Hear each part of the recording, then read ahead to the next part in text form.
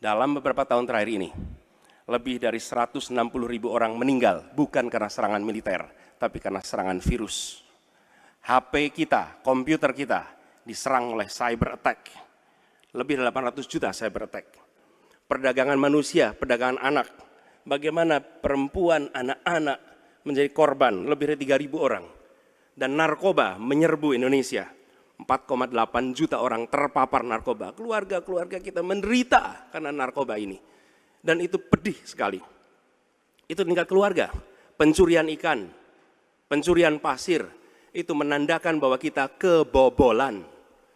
Dan lebih jauh lagi, ironisnya, Kementerian Pertahanan menjadi kementerian yang dibobol oleh hacker di 2023. Sebuah ironi, karena itu kita ingin mengembalikan.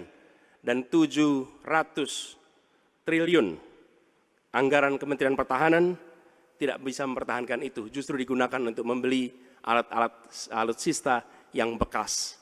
Di saat tentara kita lebih dari separuh tidak memiliki rumah dinas. Sementara menterinya punya, menurut Pak Jokowi, punya lebih dari 340 hektar tanah di Republik ini. Ini harus diubah.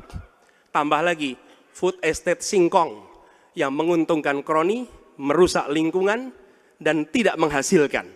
Ini harus diubah. Kami akan memulai dengan kepemimpinan yang menjunjung tinggi etika, kepemimpinan yang mengandalkan data, informasi, kapasitas yang serius.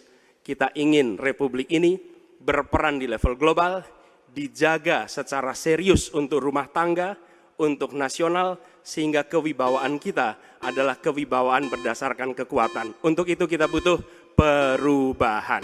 Terima kasih. Assalamualaikum warahmatullahi wabarakatuh. Baik, terima kasih. Download Tribun X sekarang. Menghadirkan lokal menjadi Indonesia.